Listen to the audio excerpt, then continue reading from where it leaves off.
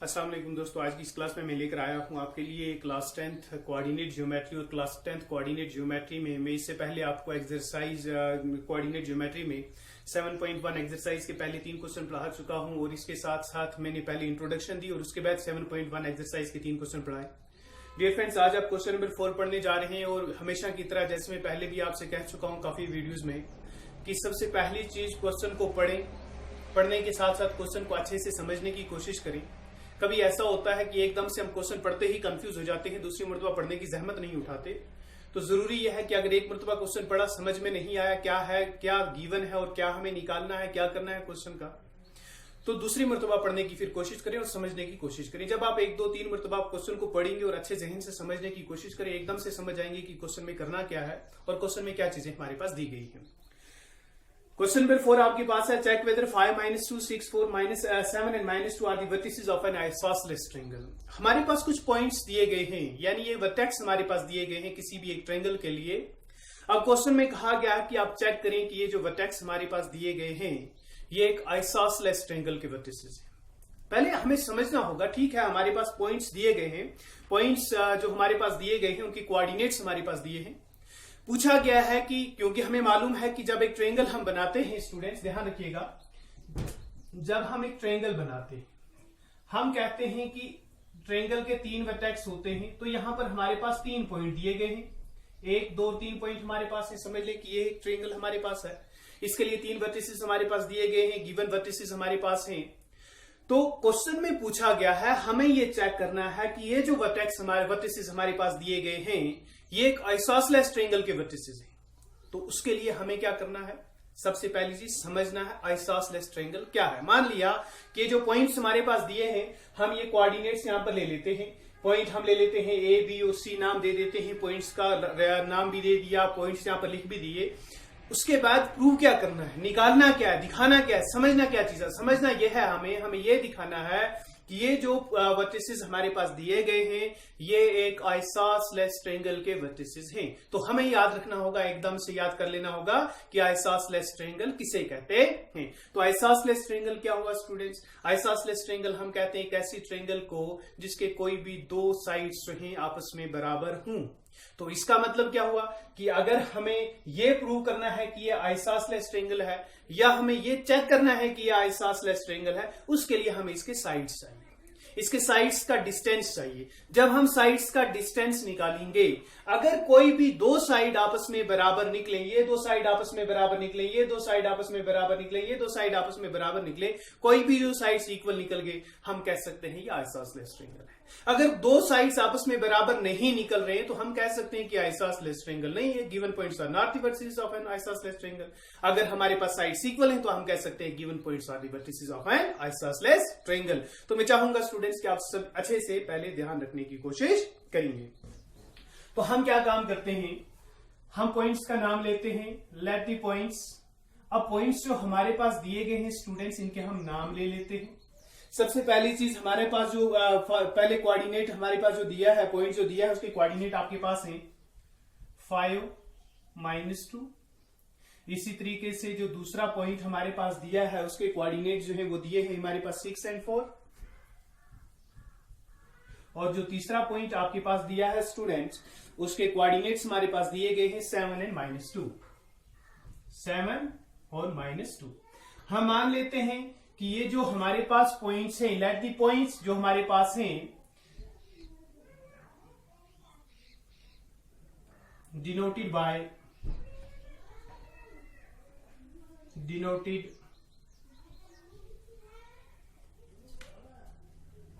Bye हम इनको denote करते हैं student P, Q and R से। ठीक है, उम्मीद करता हूं कि आप समझ रहे होंगे। तो हमने क्या लिखा यहां पर कि जो हमारे पास ये पॉइंट्स थे इनका नाम कोई नहीं दिया था, सिर्फ पॉइंट्स दिए गए थे। तो इन पॉइंट्स के जो कोऑर्डिनेट्स हमारे पास हैं ये दिए गए हैं। तो हम क्या काम करते हैं, इन पॉइंट्स को नाम से डिनोट करते हैं। पहला पॉइंट P से, दूसरा Q और तीसरा R से। तो हम यहां ले लेते हैं P, इसके कोऑर्डिनेट्स हमारे पास है 5 और -2।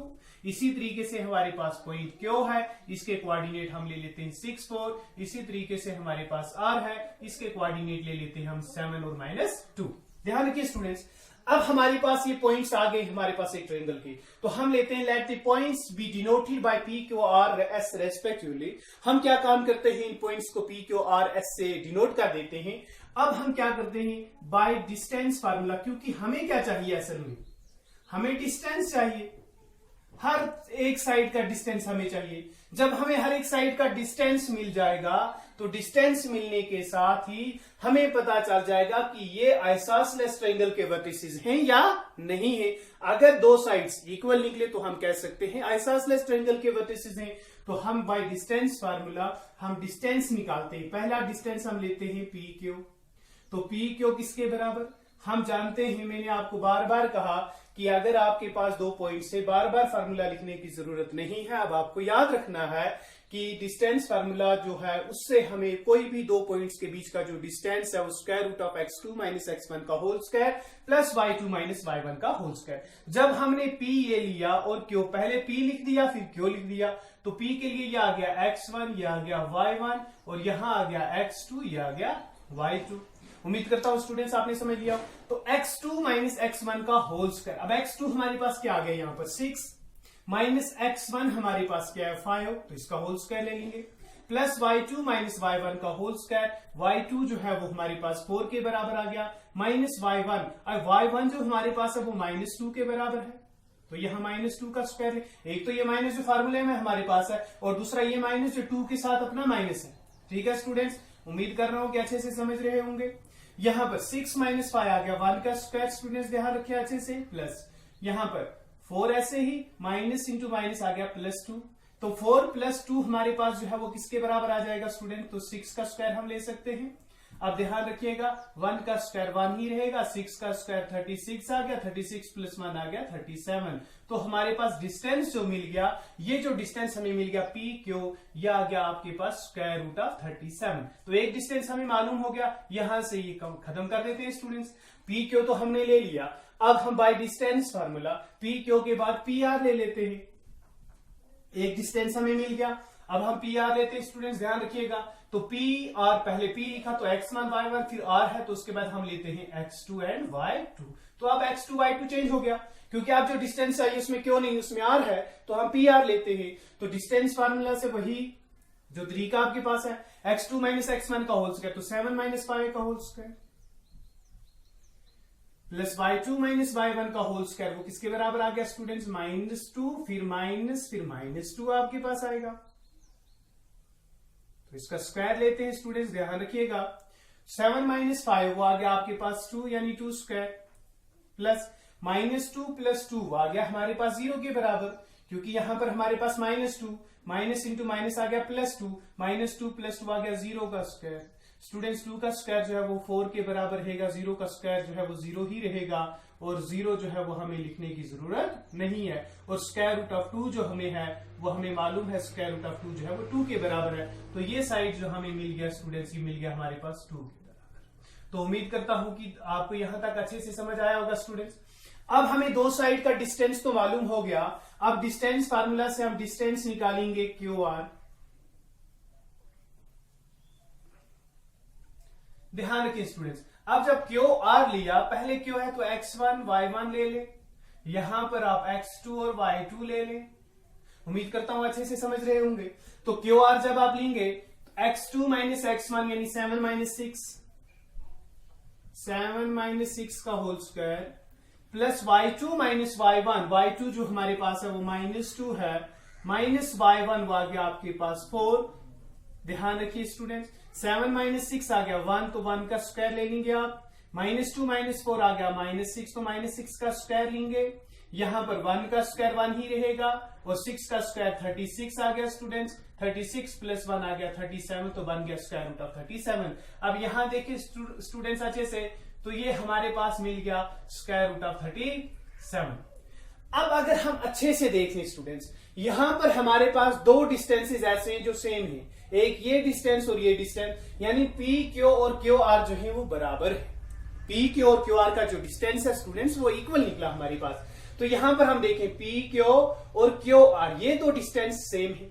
अगर ये दो डिस्टेंसेस हमारे पास सेम है, यानी जितना डिस्टेंस पी और क्यू का है उतना ही डिस्टेंस क्यू और आर के बीच में है, इसका मतलब ये दो साइड इक्वल हो गए। जब ये दो साइड्स इक्वल हो गए तो हम कह सकते हैं hence the given vertices are the vertices of an isosceles triangle. जो गिवन वर्टिसेस हमारे पास दिए हैं ये एक आइसोसेलेस ट्रायंगल के वर्टिसेस हैं। तो हम लिख सकते हैं फ्रॉम अबोव जो कुछ हमने यहां पर निकाला है, वी सी दैट, हम ये देख सकते हैं, अच्छे से ध्यान रखें स्टूडेंट्स, कि हमारे पास दो डिस्टेंसेस जो हैं वो इक्वल हैं, यानी P Q is equal to Q और पी क्यू क्यू आर के बराबर है। तो हम लिख सकते हैं हेंस द गिवन वर्टिसेस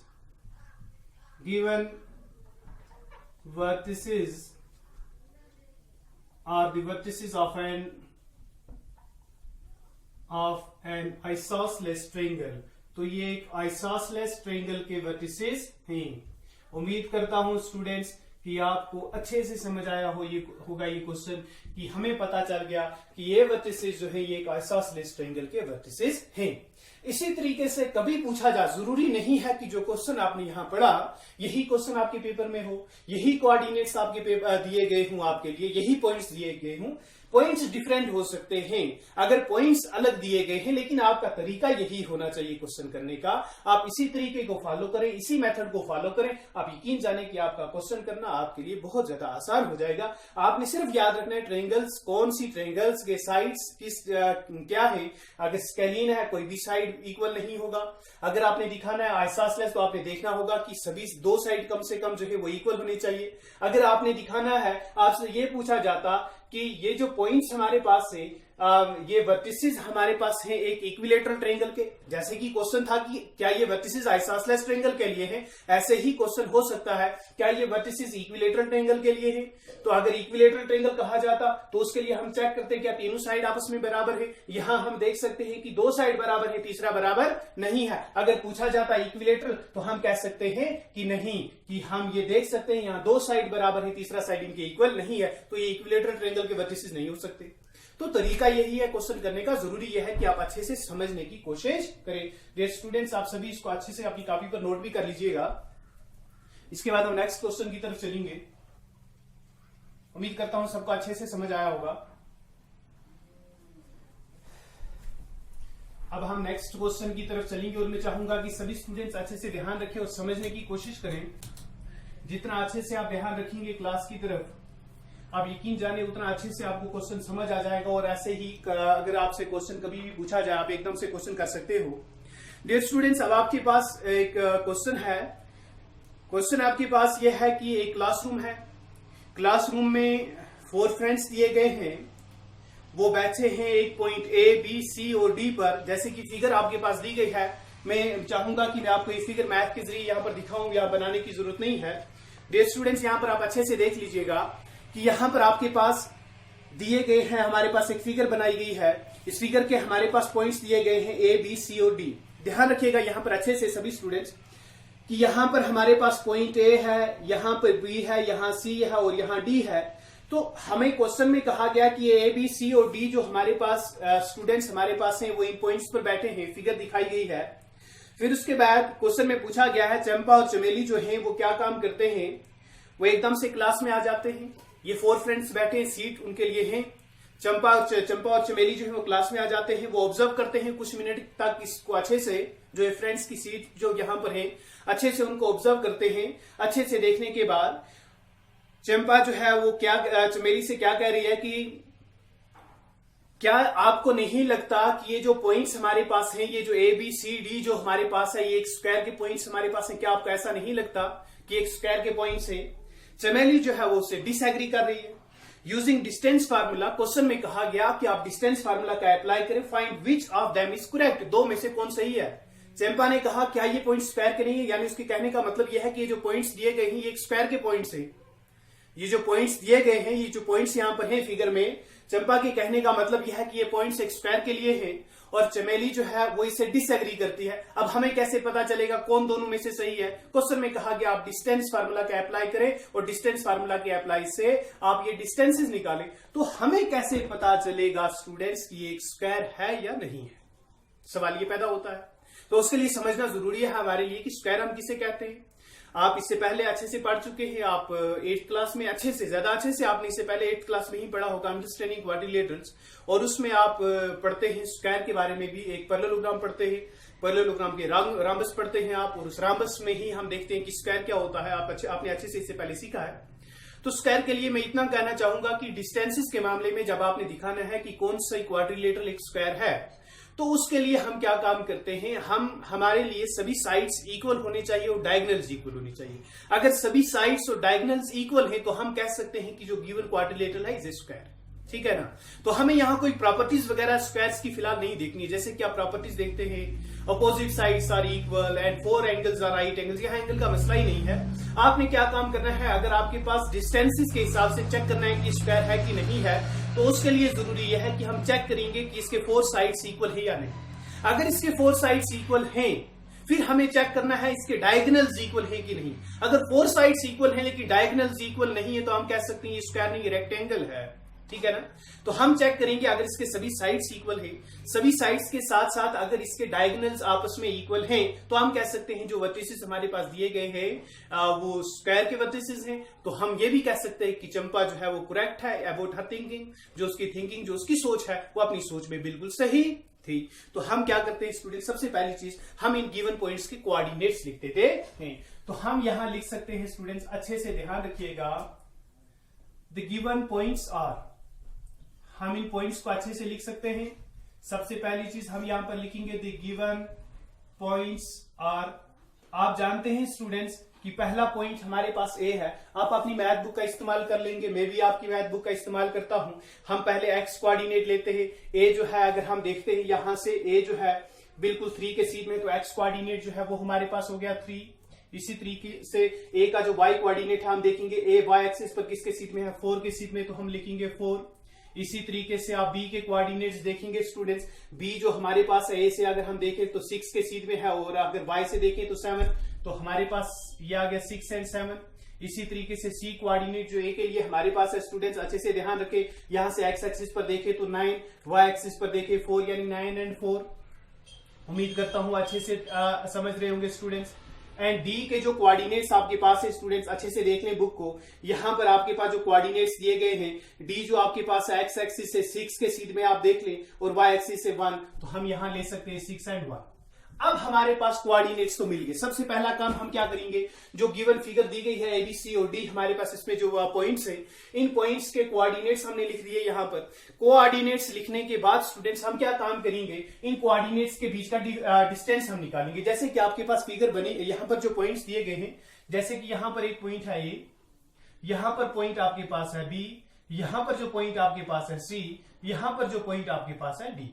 हम क्या काम करते हैं, रफ में हम इसे ड्राइंग भी कर लेते हैं थोड़ा समझने के लिए। ए के कोऑर्डिनेट्स हमने यहां पर ले लिए 3 और 4, बी के जो कोऑर्डिनेट्स हमने ले लिए वो हमारे पास है 6 और 7, सी के जो कोऑर्डिनेट्स हमारे पास है वो है 9 एंड 4, सॉरी सी के कोऑर्डिनेट्स हमारे पास 9 एंड 4, और डी के जो कोऑर्डिनेट्स हमारे पास है स्टूडेंट्स वो आ गया 6 एंड 1। उम्मीद करता हूं सभी स्टूडेंट्स ने यहां तक अच्छे से समझ लिया होगा। तो सबसे पहली चीज हम क्या चेक करेंगे, हम देखेंगे, क्योंकि हमें ये चेक करना है कि ये स्क्वायर के कोऑर्डिनेट्स हैं या नहीं है, तो उसके लिए हम इसके सभी साइड्स का डिस्टेंस निकालेंगे। तो हम निकाल सकते हैं by distance formula. Distance formula से हमें डिस्टेंस निकालना है स्टूडेंट्स, ध्यान रखिएगा अच्छे से। उम्मीद करता हूं सभी स्टूडेंट्स अच्छे से समझ रहे होंगे। हम बाय डिस्टेंस फार्मूला पहले निकालेंगे ए बी, वो आ गया वही x2 माइनस x1 का होल स्क्वायर। जब आपने a और b लिया यानी x1 y1, यहां पर x2 y2, तो यहां पर x2 माइनस x1 का होल स्क्वायर यानी 6 माइनस 3 का होल स्क्वायर। उम्मीद करता हूं सभी स्टूडेंट्स अच्छे से समझ रहे होंगे। उसके बाद हमारे पास प्लस y2 माइनस y1 का होल स्क्वायर यानी 7 माइनस 4 का होल स्क्वायर। ध्यान रखिए सभी स्टूडेंट्स अच्छे से, 6 माइनस 3 आ गया हमारे पास 3 का स्क्वायर, 7 माइनस 4 जो हमारे पास आ गया वो भी आ गया 3 का स्क्वायर। अब यहाँ पर 3 स्क्वायर जो है वो किसके बराबर आ गया स्टूडेंट, 9 के बराबर। फिर 3 स्क्वायर जो है वो 9 के बराबर, 9 प्लस 9 जो है वो आ गया हमारे पास स्क्वायर रूट ऑफ 18। अब स्क्वायर रूट ऑफ 18 जो हमारे पास है स्टूडेंट्स, 18 की अगर हम प्राइम फैक्टराइजेशन करते हैं, क्या देखते हैं 18 रूट से बाहर आएगा नहीं, 2 इंटू 9 यहां पर आ गया 3 इंटू 3, 3 पेयर में आ रहा है तो हम इसे लिख सकते हैं 3 रूट 2। आप 18 भी रख लें, कोई फर्क नहीं पड़ेगा। अगर आप 18 भी रखते हैं स्टूडेंट्स, आगे प्राइम फैक्टराइजेशन से आप कुछ नहीं करते, सिर्फ आप 18 ही रखते हैं, तब भी आपका क्वेश्चन जो है वो सही माना जाएगा, डिस्टेंस आपका जो है वो सही रहेगा, उसमें कोई परेशानी की बात नहीं है। तो अब डिस्टेंस फार्मूला से ए बी निकल गया। अब हम डिस्टेंस फार्मूला से ए बी के बाद क्या काम करते हैं, इस ए बी के बाद हम निकाल लेते हैं बी सी। तो यहां पर रखें ध्यान स्टूडेंट्स, अब जब आप बी और सी लेंगे तो यहां पर आ गया x1 y1 x2 and y2। तो समझने की कोशिश करें, x2 माइनस x1 का होल स्क्वायर यानी 9 माइनस 6 का होल स्क्वायर, ध्यान रखें students, plus y2 minus y1 का होल स्क्वायर यानी 4 माइनस 7 का whole square is equal to, ध्यान रखें, 9 माइनस 6 आ गया 3 स्क्वायर, 4 माइनस 7 आ गया माइनस 3 का स्क्वायर, यहां पर 3 का स्क्वायर 9, 3 का स्क्वायर फिर 9, हमारे पास 9 प्लस 9 जो है वो आ गया स्क्वायर रूट ऑफ 18। तो इससे आप ले सकते हैं 3√2। ठीक है स्टूडेंट्स, अब बी सी भी हमें मिल गया। अब हम ऐसा करते हैं स्टूडेंट्स, हम सी डी निकाल लेते हैं। बी सी के बाद हम सी डी निकालते हैं, तो x1 y1 यहां पर आ गया आपके पास x2 और y2। ध्यान रखें, तो हम निकाल सकते हैं बी सी के बाद हम सी डी ले लेंगे, square root of x2 minus x1 का होल स्क्वायर, तो हम लिख सकते हैं 6 माइनस 9 का whole square, plus y2 minus y1 का होल स्क्वायर, तो हम लिख सकते हैं यहां पर 1 माइनस 4 का होल स्क्वायर। उम्मीद करता हूं सभी स्टूडेंट्स अच्छे से समझ रहे होंगे। 6 माइनस 9 आ गया माइनस 3 का स्क्वायर, 1 माइनस 4 आ गया आपके पास माइनस 3 का स्क्वायर, फिर माइनस 3 का स्क्वायर ले ले, माइनस 3 का स्क्वायर, तो ये हमारे पास बन जाएगा 9 प्लस 9 फिर, और 9 प्लस 9 जो है वो 18 के बराबर है, और वो आ गया आपके पास 3√2। अब हमारे पास स्टूडेंट्स आप अच्छे से ध्यान रखें, 3 डिस्टेंस हमने ले लिए, ए बी ले लिया, बी सी ले लिया और सी डी ले लिया। अब हम डिस्टेंस लेते हैं ए डी, यानी ये हमारे पास ए के जो कोऑर्डिनेट हो गए ये हो गया x1 y1, डी के जो कोऑर्डिनेट्स हो गए ये हमारे पास हो गए x2 एंड y2। तो हम निकालेंगे, ए बी निकाला, बी सी निकाला, सी डी निकाला, तो आप ए डी ले लेते हैं। ए डी जो हमारे पास होगा वही फार्मूला x2 माइनस x1 का होल स्क्वायर यानी 6 माइनस 3 का होल स्क्वायर ले लिया आप, प्लस y2 माइनस y1 यानी 1 माइनस 4, 6 माइनस 3 जो है वो 3 के बराबर यानी 3 का स्क्वायर, 1 माइनस 4 हो गया माइनस 3 यानी माइनस 3 का स्क्वायर, 3 स्क्वायर जो है वो 9 के बराबर, 3 स्क्वायर 9 के बराबर, 9 प्लस 9 जो है वो 18 बन गया स्टूडेंट। तो ये बन गया आपके पास 3√2। फिर हम यहां पर देखें स्टूडेंट्स, हमारे पास सभी साइड्स इक्वल हैं। जब सभी साइड्स इक्वल हैं, सभी साइड्स इक्वल है स्टूडेंट्स, ध्यान रखिएगा, सभी साइड्स आपस में इक्वल हैं, तो अब हमें चेक करना होगा, क्योंकि हमें यह दिखाना है कि ये जो वर्टिसेस हमारे पास हैं ये एक स्क्वायर के वर्टिसेस हैं या नहीं है, एक स्क्वायर के वर्टिसेस हैं या नहीं। तो उसके लिए हमें चेक करना था कि अगर सभी साइड्स चेक कर लिए, अब हम चेक करेंगे इसके डायगोनल। तो इसके 2 डायगोनल हमारे पास है, एक डायगोनल हो गया हमारे पास AC, दूसरा डायगोनल हो गया हमारे पास BC। तो AC और BC डिस्टेंस भी हम निकालेंगे। तो ये हो गए हमारे पास all sides are equal, side सभी हमारे पास इक्वल हो गए। अब हम निकालेंगे AC is equal to, AC किसके बराबर, फार्मूला वही रहेगा, square root of x2 minus x1 का होल स्क्वायर, यानी आप A और C लेना है, तो इसके कोऑर्डिनेट x1 y1, C के कोऑर्डिनेट हो गए आपके पास x2 y2। समझने की कोशिश कीजिएगा स्टूडेंट्स, x2 y2। तो यहां पर 9 minus 3 plus y2 minus y1 यानी 4 माइनस 4, तो ये बन गया 9 माइनस 3 यानी 6 का स्क्वायर, 4 माइनस 4 जो है वो 0 स्क्वायर के बराबर बन गया स्टूडेंट्स। तो 0 का स्क्वायर लेने की जरूरत ही नहीं है, 0 का स्क्वायर 0 ही रहेगा, 6 का स्क्वायर एंड रूट कैंसिल, यहाँ पर क्या है, चलिए मान लिया पहले ले लेते हैं हम यहाँ पर 6 square, square and root cancel, यहाँ पर आपके पास सिर्फ 6 रहेगा। इसी तरीके से AC के बाद हम BD ले लेते हैं स्टूडेंट्स, तो BD किसके बराबर हो गया, फार्मूला वही रहेगा। अब B और D हमारे पास है स्टूडेंट्स, ध्यान रखिएगा अच्छे से, B और D यानी ये आ गया x1 y1, D के कोऑर्डिनेट आप ले लो x2 एंड y2, ठीक है। तो यहां पर 6 minus 6 x2 minus x1 plus y2 minus y1 यानी 1 माइनस 7, तो हमारे पास 6 माइनस 6 0 यानी 0 स्क्वायर, 1 माइनस 7 वो आ गया आपके पास माइनस 6 का स्क्वायर। 0 का स्क्वायर जो हमारे पास है स्टूडेंट्स, ध्यान रखिएगा, 0 स्क्वायर जो है वो 0 के बराबर ही हो गया, लिखने की जरूरत ही नहीं थी। 6 का स्क्वायर जो है वो आ गया आपके पास 36, तो ये बन गया स्क्वायर रूट ऑफ 36। 36 जो है वो 6 के स्क्वायर के बराबर है, तो स्क्वायर एंड रूट कैंसिल, हमारे पास 6 मिल गया। अब हम अच्छे से देखें स्टूडेंट, समझने की कोशिश करें, तो हम ये देख सकते हैं फ्रॉम अबोव, यहां से हम देखते हैं we see that all sides यानी A B is equal to B C is equal to C D is equal to A D are equal, and diagonal A C is equal to diagonal B D, जो दो diagonal हमारे पास है ए सी और B D वो भी हमारे पास equal है। Hence A B C D यानी जो हमारे पास जो पॉइंट्स हमारे पास दिए गए थे, क्वेश्चन में पूछा गया था कि ये जो पॉइंट्स हमारे पास हैं, जो चंपा ने कहा कि ये जो है ये एक स्क्वायर के पॉइंट्स हैं, तो अब हमें ये दिखाना होगा कि ये सही है या गलत। तो हम ये कह सकते हैं कि ए बी सी डी जो है वो एक स्क्वायर है, तो हम लिख सकते हैं from above we see that, हम ये देखते हैं all 4 sides are equal, all 4 sides